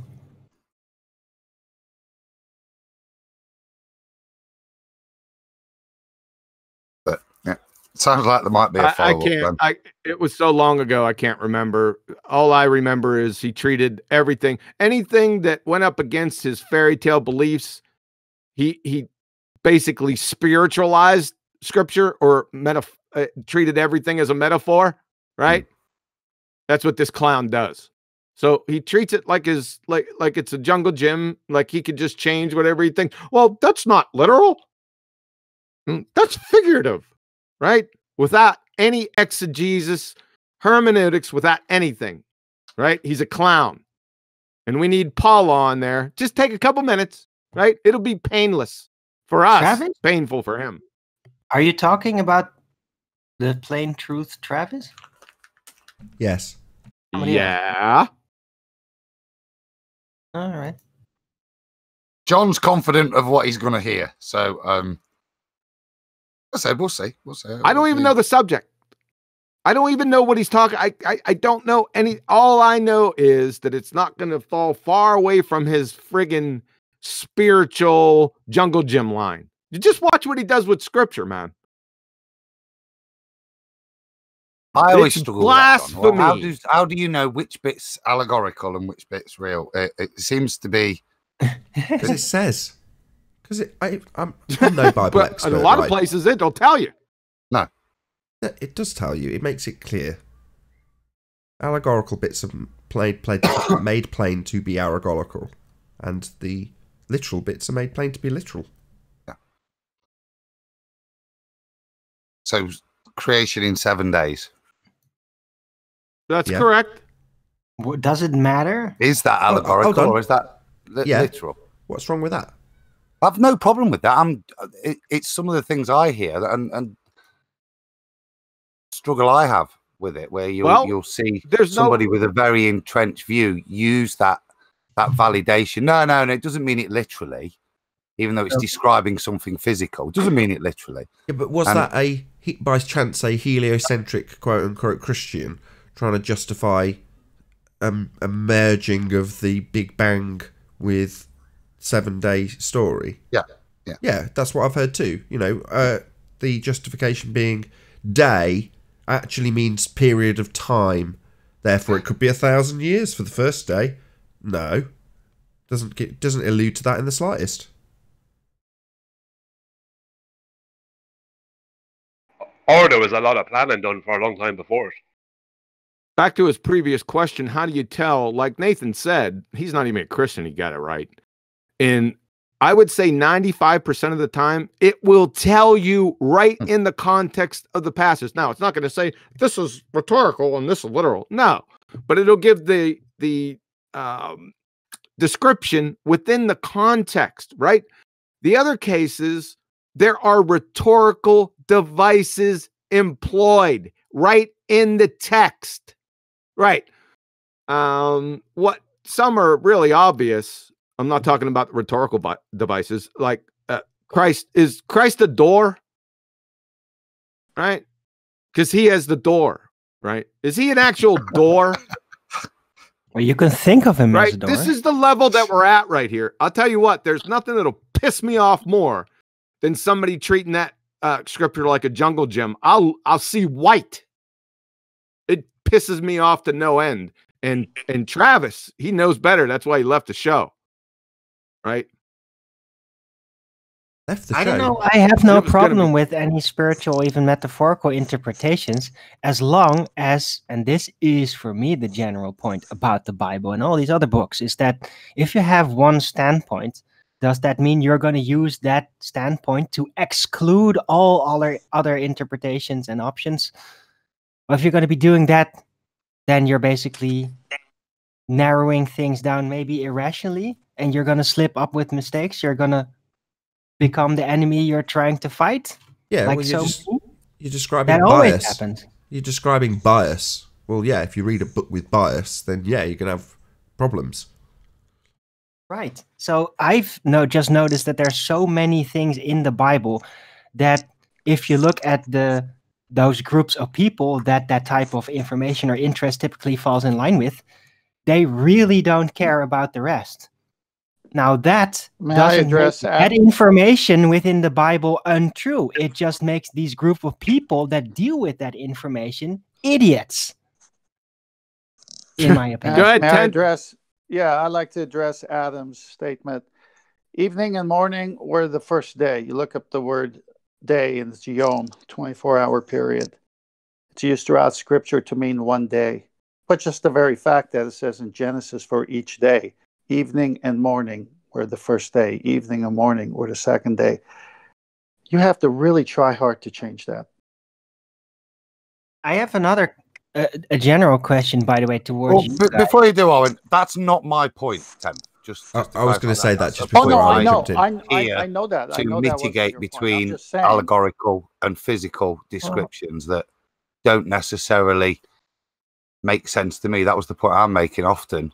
Well, be something quite plainly described in the Bible, and because it's contradictory towards, as Nathan said, a heliocentric paradigm, they'll try to make it allegorical, like say turn days into epochs or etc. etc. And that I find frustrating because, as John says, it's quite clear if we're being parable or allegorical, like the lamb. You know, don't think he was small and woolly. There's nothing Can I ask my question to all of you guys? No, because 10th Man has been trying to get a word in. Can 10th Man respond to Adam? Yeah, let 10th Man go. It's historical. It's not allegorical. It's pretty obvious from the Hebrews to today, and the language bears that. Day is the word yom. It's used throughout the Bible. It always means day, 24-hour period. And it even says evening and the morning were the first day, or just evening and morning were the second day. You would really have to go there and try to change that to fit your heliocentric, a day is 1,000 years. Now, that verse is in the Bible, but it's in the New Testament, and it has to do with mockers who are saying, oh, where's the promise of his coming? So you have to use that one day is like 1,000 years, and 1,000 years is like one day to the Lord. To the Lord, not hang on, what? You used a rhetorical device, a simile, right? A day is like that's a simile. That's a rhetorical device telling you not to take it literally. That's what I'm talking about. Let's just end this quick. Well, hang on. Exodus. Hold on. Go ahead, Ken. Yeah, my point is that when that phrase is used, it's talking about to the Lord who's outside of time. It's not talking about us. It's not talking about creation. It's talking about mockers who were saying he's delaying his coming. And in fact, the writer even says, hey, you forget about the flood? You forget about all these things? What do you mean nothing changes? And so he's addressing mockers who are saying God is delaying, or is, that's not a real deal, that he's really coming.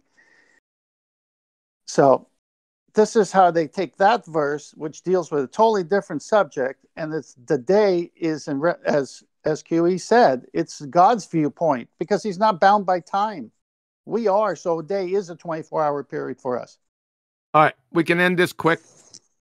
With this particular topic about the days. So you go to Exodus chapter 20 and you read from verse 9.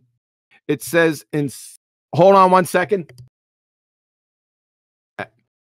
In 6 days shalt thou labor and do all thy work. But the seventh day is the Sabbath of the Lord thy God. In it thou shalt not do any work, thou, nor thy son, nor thy daughter, thy manservant, nor thy maidservant, nor thy cattle, nor thy stranger within its gates. For in 6 days the Lord made heaven and earth, the sea, and all that in them is, and rested on the seventh day.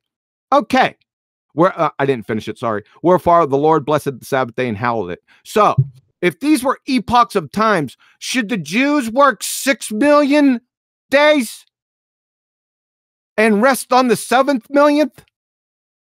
Can you change it from Turn Jews? out the lights. The party's over. What's wrong with a 1,000-year vacation? Look, I just want to, just for anybody who's going to report us to the anti-defamation people, right? He's not in any way suggesting that Jews should work for thousands of years. It's just a rhetorical device. How about a vacation of 1,000 years? Just want to just quick shout out to Flatzoid. So he's just sent a message in Master B. It says, "Damn, South Africa, just got robbed. A guy stopped me with a huge knife and tried to stab me with it. Took my phone and ran." Wow. Wait, what? That just happened? Yeah. That just happened to Flatzoid? Well, I assume he's got home and typed that into his home computer because he hasn't got a phone to do it on anymore. What the fuck?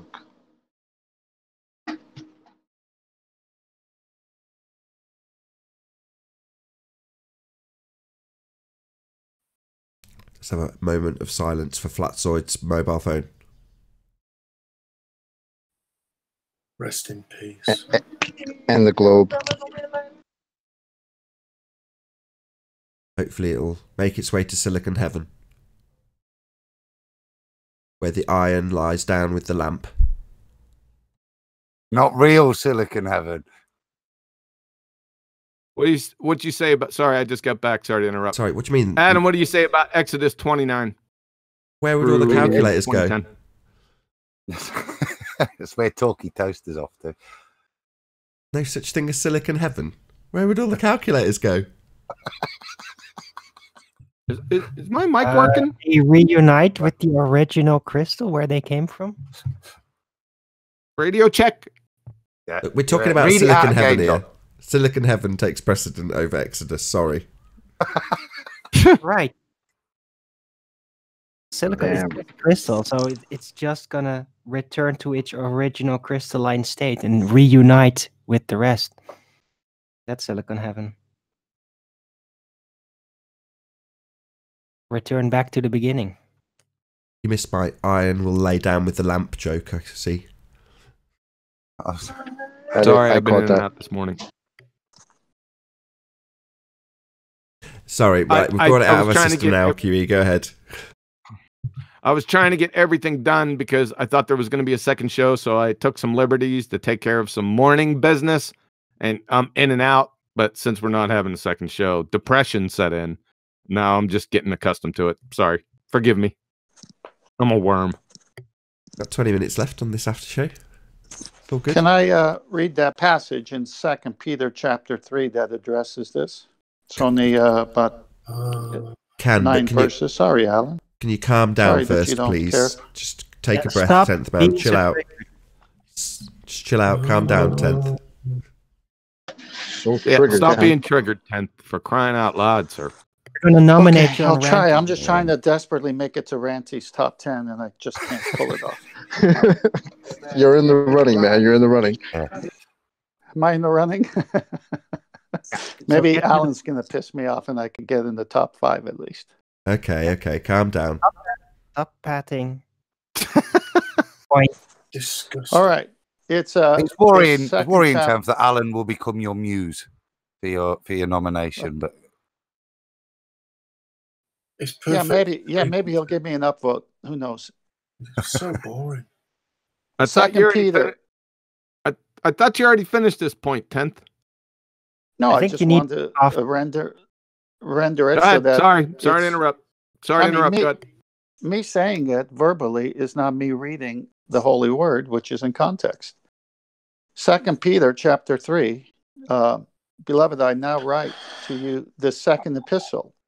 I stir up your pure minds by the way of reminder, that you may be mindful of the words which were spoken before by the holy prophets, and the commandment of us, the apostles, and of the Lord and Savior. Knowing this first, that scoffers, here's the context, scoffers will come in the last days, walking according to their own lusts, and saying, where is the promise of his coming?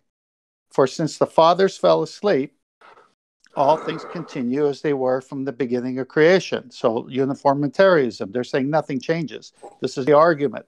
But here's the answer. For this they willfully forget that by the word of God the heavens were of old, and the earth standing out of water and in water, by which the world that then existed perished, being flooded with water.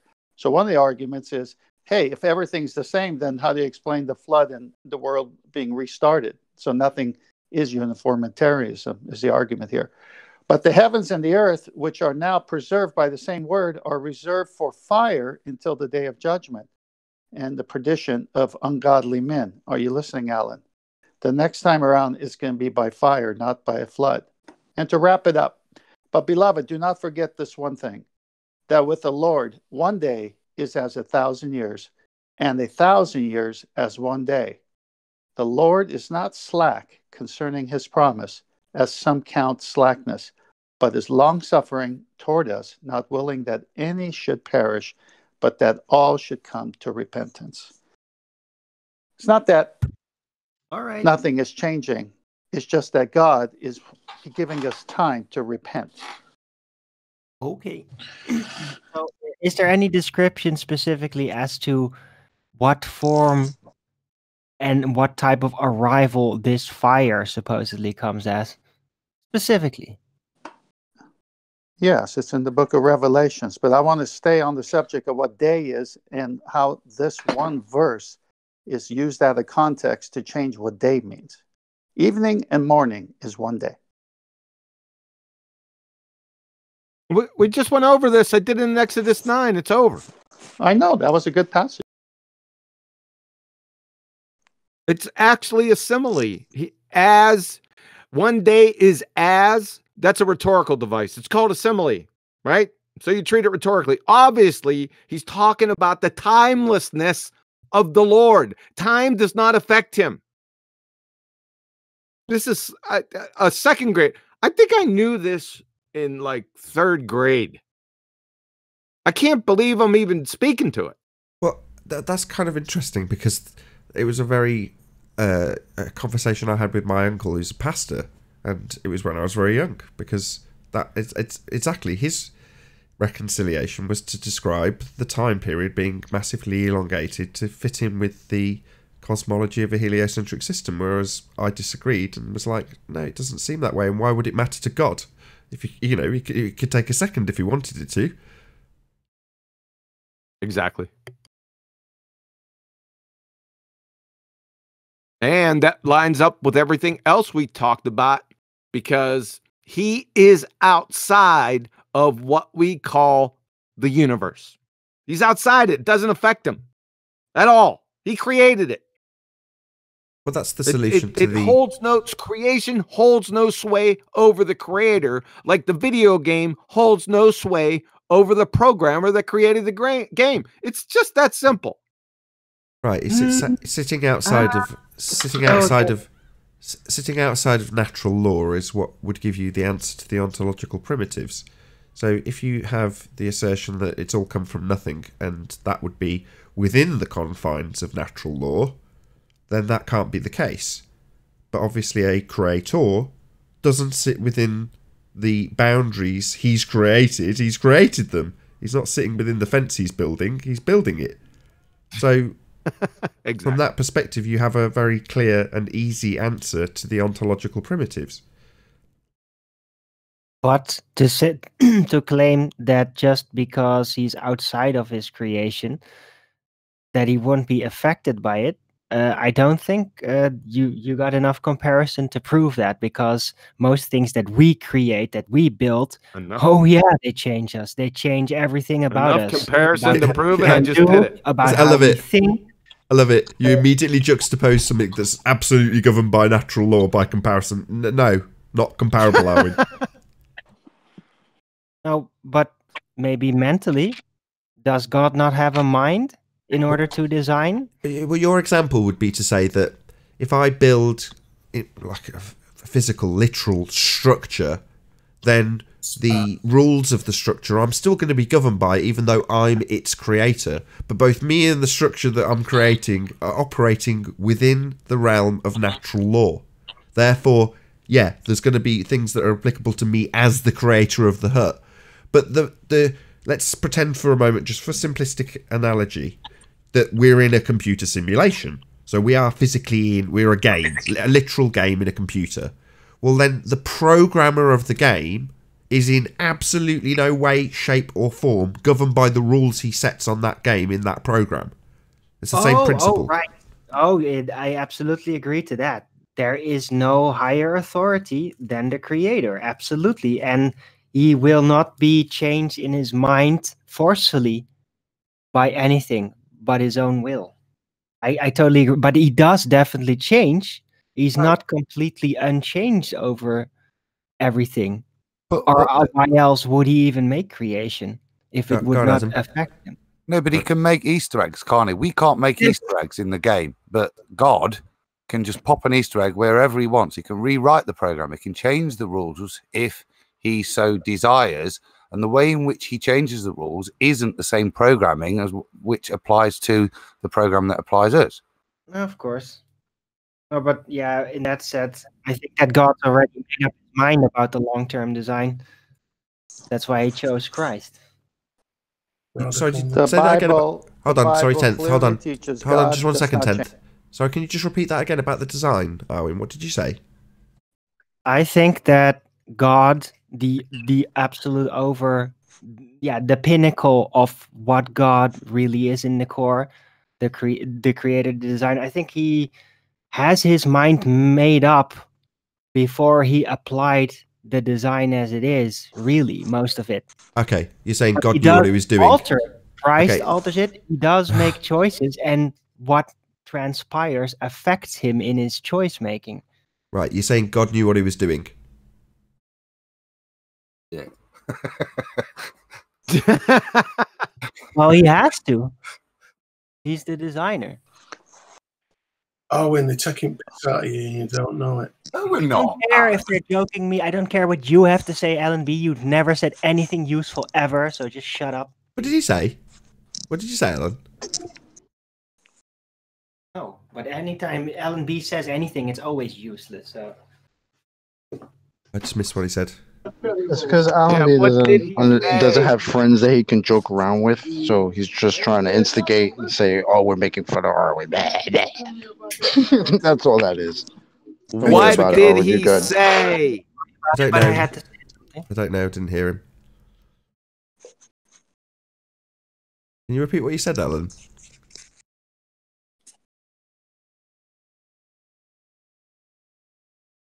Alan said we were taking the piss, probably because he's not used to a situation of fellowship where you can actually listen to another person's opinion and gain from it, even though it doesn't necessarily sit with your own. It's probably an unusual concept for him. Carnival in your future, maybe, Adam?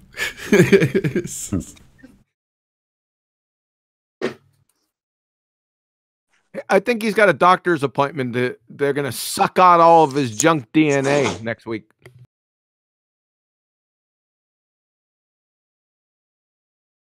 Well, that's quite a good segue, actually, isn't it? Because you can, back in the 80s, look at something that's been assigned by us mere mortals as junk DNA as being kind of an imperfection in design. Whereas in reality, it's part of the glorious perfection of design, as we're now starting to find out.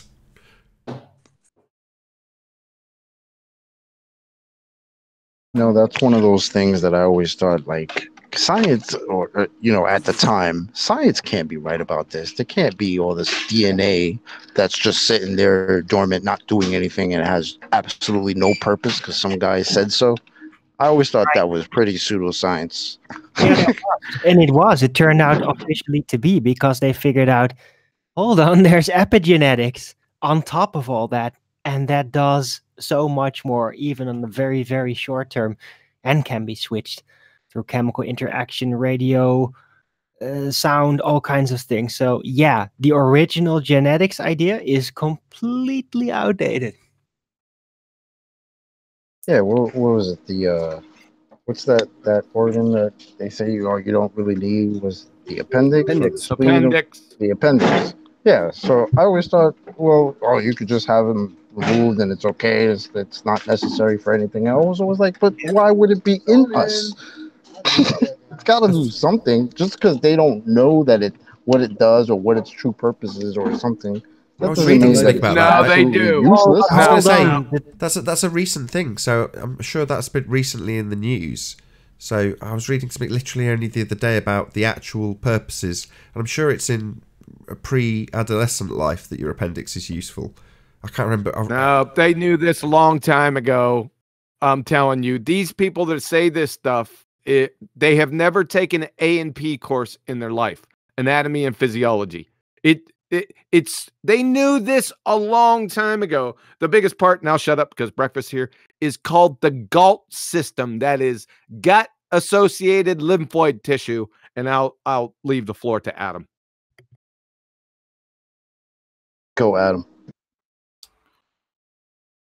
Oh, I'm muted, am I? No, I'm not. There we go. Well, I'd start with, we're taught it has very little value. And my exact knowledge of it is limited because, like I say, from an early point, certainly from my training, all we're taught is it's of very little value. But we try not to remove it now, even though it's of no use whatsoever. But the rationale was based on costing. It's not cost effective to keep operating on people, but it was a very strange phase of removal of it. Now I shouldn't have left the floor to Adam. No, I will give you a bit more. You've been taught it was a very I can give some info too. Is that it's supportive in the immunological process is what they're finding out. But as with chocolate, all I can say is it was one of those nonsensical things that even if you were to take an evolutionary viewpoint to try and pretend you're left with some vestibular organ that does appear to have a function but doesn't have a function, was a non sequitur again. But I will yield again, John, to give us the... He won't. He's having his breakfast. So, yeah, go ahead, Darwin. Right. So, if you think vestigial origin, just as a separate concept, right, then there should be plenty of people out there that don't have an appendix. And I don't think there's anyone in the world really without an appendix, or that's some kind of regular phenomena. Am I right? Everybody has one, right? You mean born without it? Yeah, exactly. I don't know about that. Exactly. Nobody heard of that, right? It's not like, oh, you happen to have your appendix. No. Like everybody's born with one. So that's already a sign that it's not superfluous. And from what I've heard from alternative researchers, even German New Medicine a little, is that it's like a quick response team for your intestines, for if you have some kind of weird substance entry, for a quick response. So I think it's mostly about that. It's about a quick response to unexpected substances in the food for your immune system. But the other thing I've just read there, Arwen, is it's saying, it's what's being classified as a storehouse for all of your good gut bacteria. So it's a protection zone. So if, for whatever example, you had a GI infection, it's a reserve because it's after the intestinal tract. It's used as a storage place so that flow goes through, and then if there is a disruption, it's a store for re-promoting normal gut health, which is essential for your digestive processes. You can't, as another good evolutionary point is, humans can't digest food without the bacteria. You know, we can't function without them. Well, that makes actually perfect sense, and also why when it gets infected it can be so dangerous, because if that is supposedly the source of your stable gut flora and it suddenly gets infected, then yes, it will only be a detriment from that on. It'll be keeping the infection. So maybe That's why it functions the way it functions. It's just like an extra option, but it can go wrong under the circumstances if it somehow gets polluted. Well, it's likely to, isn't it? If it's actually an area designed by the body to culture bacteria, and if for whatever reason the wrong ones get in, then they've got a decent environment to dominate, haven't they? It would seem. Well, that depends. You don't underestimate how well the immune system, and I'm talking several stages, even from the mouth on, works in a very healthy human being.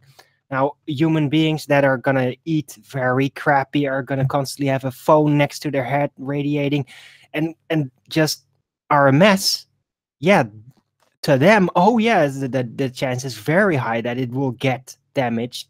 But say for a classical homesteader or farmer in the wild, eating very healthy, their own made food and all that, outside of the mind control influences, they will have much less likelihood to get that infected. They'll probably never get that.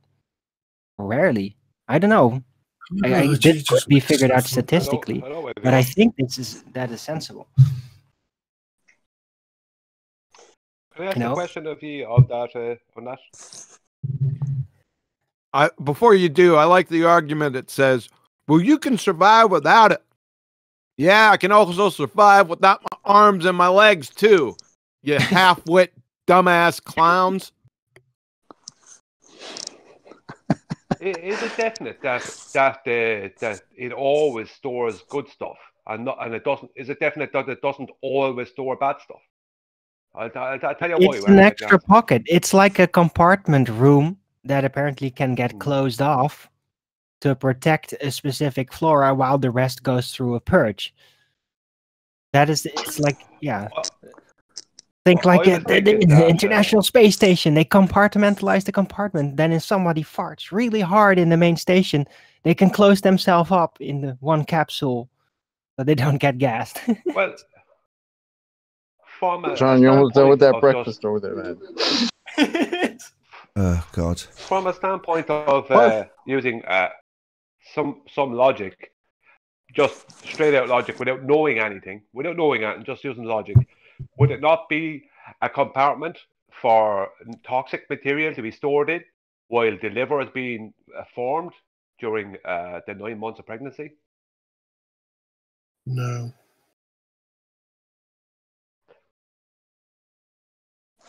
Like how you say no, like you're some type of an expert. Yeah, I'm not asking Alan B. Don't worry about that. It's not a piece of Tupperware. It doesn't matter. It's like I'm asking from a logical standpoint. Can you disprove what I said? Am I completely wrong? I don't mind if I'm wrong. It's just logical standpoint. And it kind of is a piece of Tupperware. And it is Tupperware. Yeah, well, if it's just sitting there all the time since we're born, why could it not have been something that stored like toxic material while the liver was being formed? Toxic material. It stores cells that specialize in fighting infections. Jesus Christ! Yeah, but would that not be the place? Would that not be the place for a toxic material to go to while the fetus is being formed? Store toxic material. Stop saying fucking stuff that's not right. I'm asking a question. Where does the toxic material go when the liver is being formed? Not to the spleen, or not to the there. Say that again, Brian. Yeah, but everything has been formed. Where does all the toxic the liver is there to deal with the toxic child. material. It conjugates and reacts with the toxic materials, making them less toxic and therefore easy to excrete. That's what the liver does do. And there's other mechanisms too to deal with poison, like your fat can actually store poison to some degree, and etc. So there's many ways the body can handle poison, and I don't think that what is it again? The organ we're talking about? Appendix. The appendix. Right. The appendix is not meant for literal toxic substances. It's really for bacterial research and storage, I guess. Well, on that note, I'm going to say a huge, massive, enormous thank you to all of you who did tune in on the Nathan Oakley premiering stream, for hopefully smashing the super chat, liking, commenting, sharing, subscribing, and all that good stuff. I've been Nathan Oakley. Another massive thank you to all of today's Discord and G+ panels. I'll see you all in the next video. Oh, what a day! What a lovely day!